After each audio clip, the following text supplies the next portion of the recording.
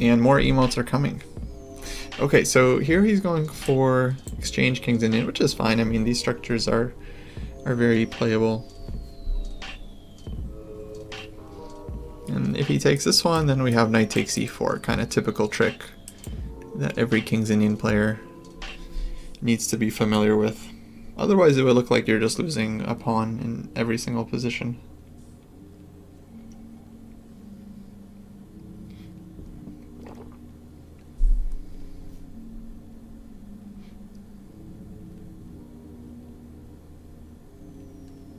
This is like two knights in a duel. Just like both ready to draw in a moment's notice. Hey, not ZMV. How's it going? Okay, Rook FD1.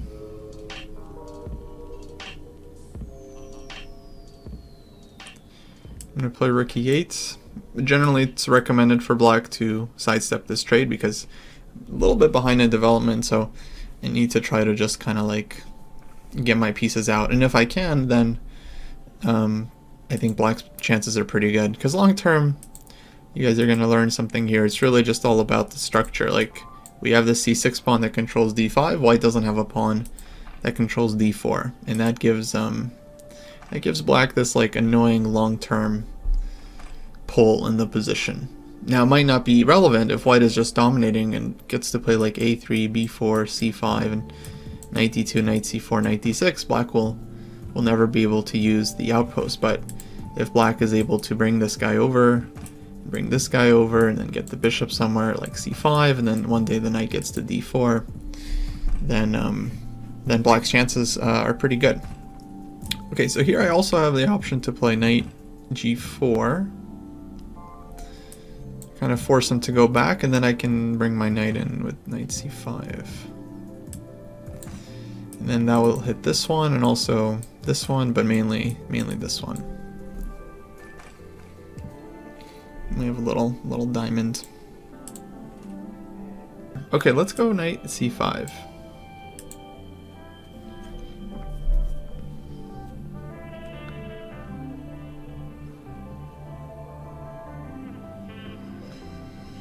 b4.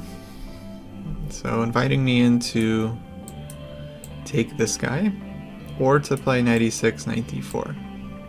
Kind of want to play knight e6 to like prove a point. Go knight d4, but knight b3, take... Actually, I don't know how much I need this bishop, to be honest. It's hard to say.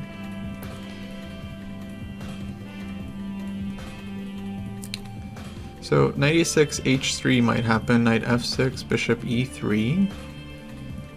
And then I just kind of went back for no reason.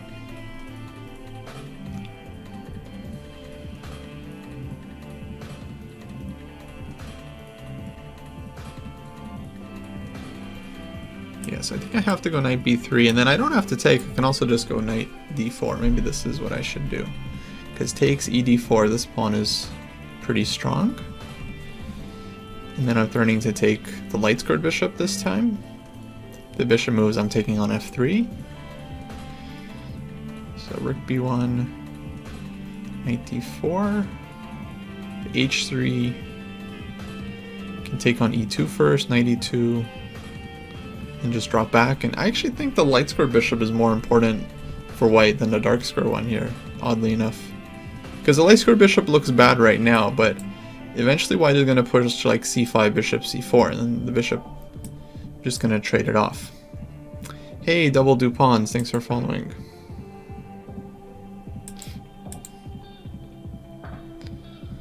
Let's go knight d4.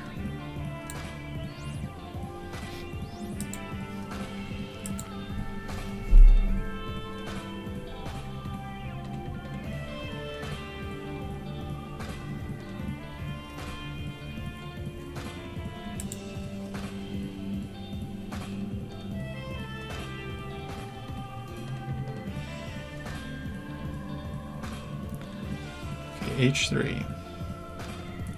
See, I think I'm just going to take this one and then drop back. And now I feel like my light square bishop is a fantastic piece. Yeah, at this point it's like basically anyone for 2020. Like I can't think of a single person who could run and like I wouldn't prefer them. It's too bad Andrew Yang dropped out. I actually was definitely a fan of Andrew Yang. Mainly because it just seemed like people on both sides liked him and he didn't kind of get involved with like the mudslinging and all that stuff. And he's literally someone that could have like had people on both sides come together for. But I guess not. So why am I not just playing bishop e6? I actually don't know. F95, we still have knight takes e4. So I'm guessing c5 and then the maneuvering battle continues.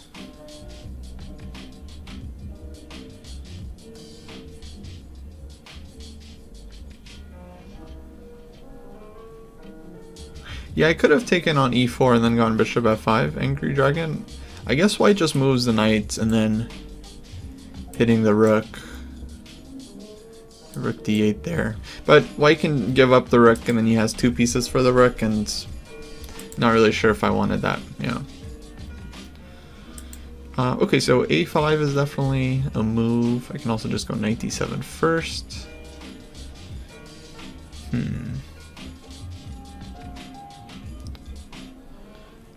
Knight g5 is kind of annoying, but I'm just gonna play bishop c4. So let's try to open up our rook. If knight a4, I'm taking this one, so he's not really in time.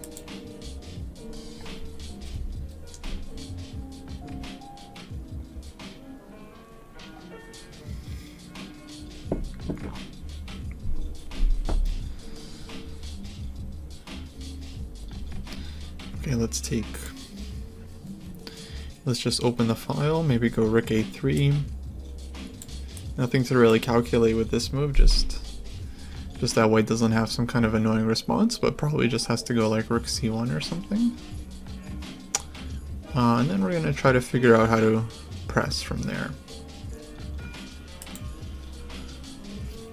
I'm not really interested in taking, I'm just highlighting the pressure. So if he goes with this rook, I'll probably go rook d8. He goes knight e2. But it's probably just a blunder.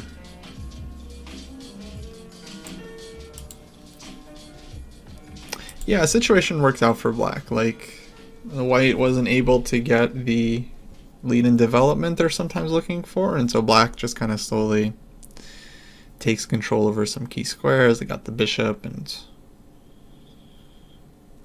it was just a matter of time, I think.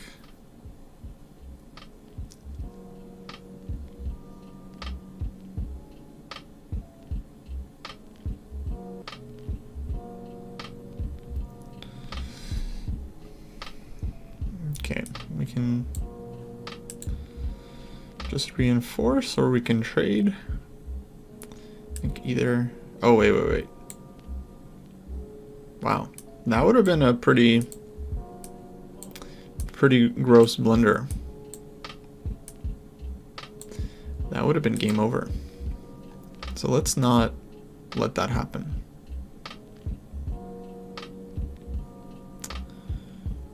Let's trade these guys off, and then we're just gonna go h6.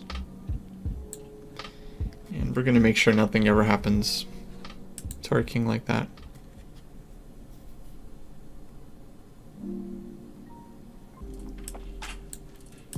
Hey Sunny, good to see you. That's one of the ChessDojo students. We do these live classes on the weekends they've been pretty good so far. So I'm just up a pawn here. I think it's not too difficult to convert this one. It's just a matter of improving everything bit by bit. So I'm just gonna improve the rook, improve the bishops, maybe go f5, e4, bring the king in. Just kind of try to slowly win. Yeah, tribalism is at an all-time high, exactly. I think that's a good way to put it. It's just like a sports game now. It's like trying to convince people. It's like trying to convince like Patriot fans not to root for the Patriots. It's like, how are you gonna do that? So I guess it's just a matter of convincing enough people who don't watch football to suddenly start following. Do I think if White had the bishop pair, would it still? I mean, it'd still be good chances because like the extra pawn is very healthy. Okay, so he puts the bishop here. I was thinking about this move, just targeting the knight. Maybe knight goes to g3, but then I'll play f5 and kind of just be restrictive, or even rook d3 is possible.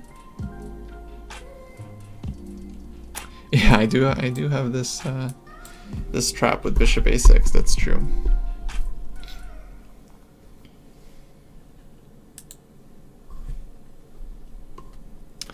If Tom Brady leaves, there will be many Patriots fans lost. That's true.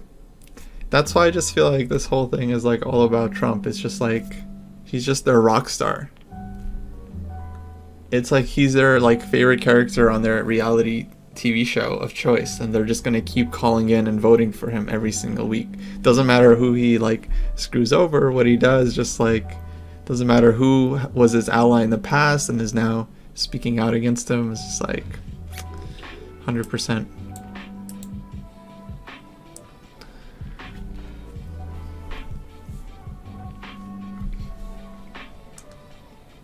So, you know, what are you gonna do other than vote?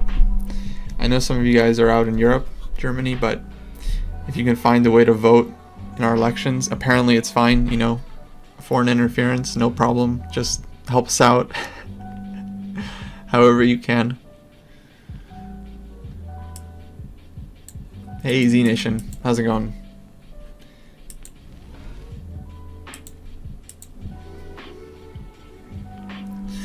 Okay, White resigns. Yeah, I think at this point, okay, it's just losing piece now.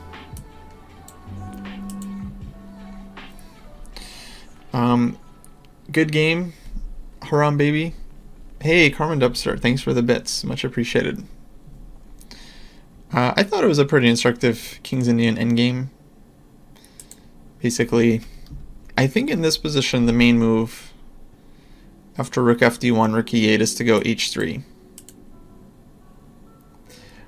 Stopping knight g4, which is kind of annoying. After a3, knight g4, this already felt like black is comfortable. Like I get this bishop, I drop back, a5, and I think black is just kind of slightly in control. Can I try to mate someone with en passant? That's rare. That's, I mean, that's a cooperative. I'll look out for opportunities if I can, but that is a cooperative one.